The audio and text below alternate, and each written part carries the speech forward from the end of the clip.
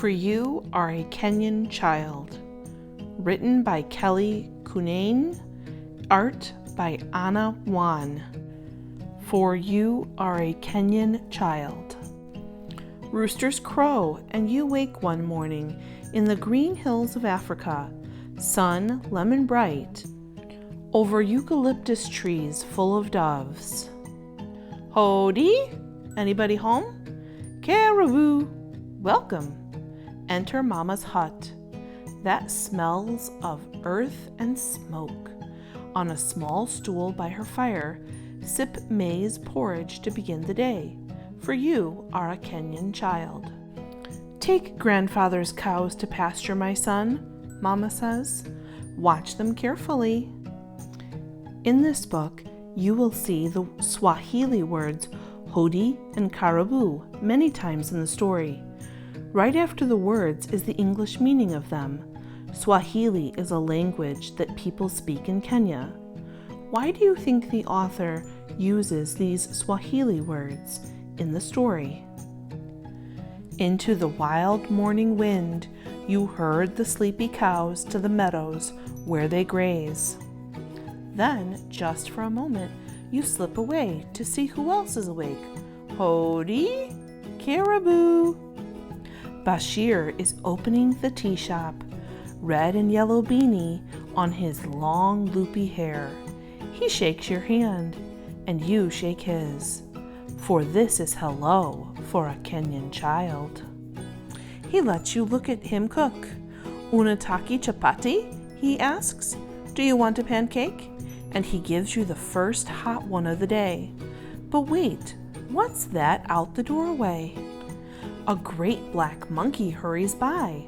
Run from the shop to look. Chase after it. You want to see. But the monkey leaps up high to its home in the tops of the trees. Stop and think for a minute. Do you think the boy wants to watch his grandfather's cows all day?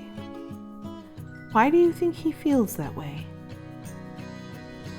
You are not watching grandfather's cows on the hill, but you haven't been gone so long, have you? Hody, caribou. Inside a little wood shop you peek, and you greet the village chief respectfully. Jambo, Mzee. Hello, respected one. Mzee was once an African warrior who hunted lion and carried a spear.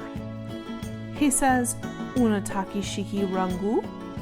Do you want to hold the chief stick? Dio, yes, you cry, and march proudly around him, lifting it high. Grandfather's cows are waiting, thirsty from their grassy breakfast. They want someone to take them to the stream for a drink. But look, who's putting tin dishes on her hedge to dry? Hody, caribou. Grandmother, plump as a hen, smiles and asks, Unataki mazua lala?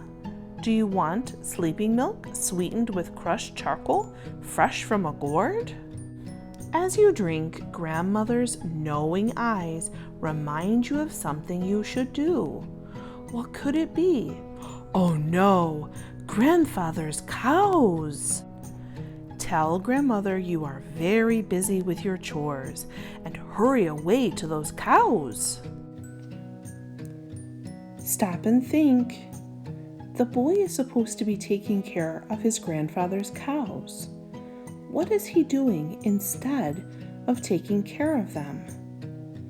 How do you think his family would feel if they knew what he was doing instead? But whose garden of green onions is this? Whose hut under the noonday sun? Hody, caribou. Winnie, skinny with soft hair, is laughing, baby brother tied in a cloth on her back. Unataka nududu? Do you want a bug? And from the sky, she offers you one because they are so sweet. You say, for you are a Kenyan child. The two of you push gently with your toes a dung beetle rolling dung for his home. Hodi, caribou! Kiptu, your friend, the same age as you, kicks a rag ball by in the African dusk. Unataka kujiska? Do you want to play, he asks. Kabisa, of course you shout, and run without thinking of anything else in the world you have to do but kick the ball with your friend. While you catch your breath, look to the hillside where grandfather's cows always graze. Stop and think. How would you describe this boy? What character trait might you give him? Is he distracted? Is he responsible? What word would you use, and what evidence in the story lets you know that? The cows! They're gone!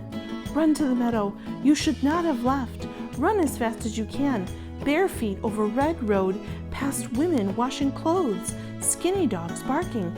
Run faster!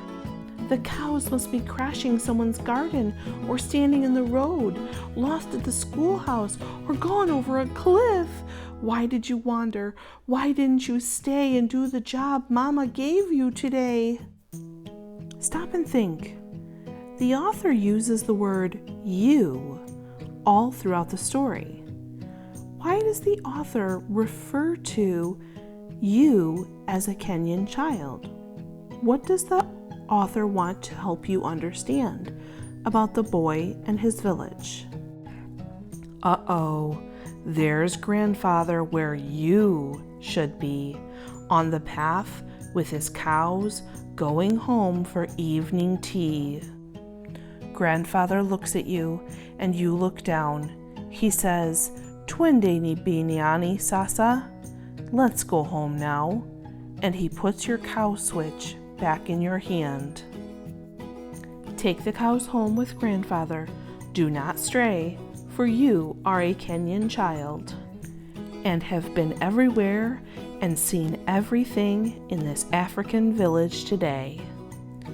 Cows sleeping, rooster quiet, friends home too. Curl up in your little hut near Mama's and listen closely. You might hear among the tall trees a great black monkey telling her child the story of being chased by a boy until they fall asleep.